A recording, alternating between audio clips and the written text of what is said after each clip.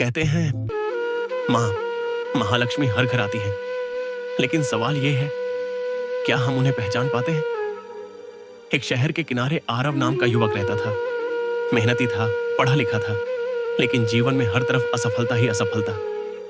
नौकरी छूट गई, व्यापार डूब गया, रिश्ते टूट गए। एक रात उसने माँ लक्ष्मी की तस्वीर के सामने बैठकर कहा, माँ, लोग कहते हैं तुम धन की देवी हो, फिर मेरे जीवन में सिर्फ खालीपन क्यों है? उस रात कुछ अजीब हुआ। आधी रात को दरवाजे पर दस्तक हुई। टुक टुक टुक। आरव घबराया। दरवाजा खुला तो सामने एक साधारण सी वृद्ध स्त्री खड़ी थी। फटे कपड़े, थका हुआ चेहरा, लेकिन आंखों में अजीब सी शांति। उसने कहा, बेटा, मुझे थोड़ा पानी मिलेगा? आरव के पास देने को बहुत कुछ नहीं था, लेकिन दिल था। उसने पानी दिया, थोड़ी रोटी दी और आदर से बैठाया। वृद्धा मुस्कुराई और बोली, तुम बहुत कुछ खो चुके हो, फिर भी तुम्हारे भीतर इंसानियत बची है। इतना कहकर वह अंधेरे में गायब हो गई।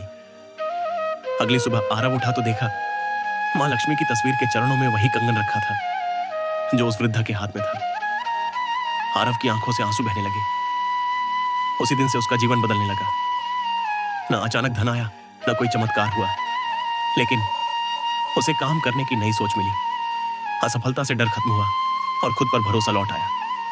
धीरे धीरे वही आरव जो हारा हुआ था, लोगों को रोजगार देने वाला इंसान बन गया। सालों बाद उसने कहा, मां लक्ष्मी उस दिन धन बनकर नहीं आई थी, वो संस्कार, करुणा और आत्मबल बनकर आई थी। तभी आकाशवाणी हुई, जो मनुष्य दुख में भी मानवता नहीं छोड़ता, लक्ष्मी उसी के घर स्थायी वास करती है। मां लक्ष्मी केवल तिजोरी नहीं भरती, वो पहले इंसान को भीतर से समृद्ध बनाती है। अगर जीवन में पैसा नहीं टिकता तो समझिए, सोच में कमी है, कर्म में डर है और अहंकार ने जगह बना ली है।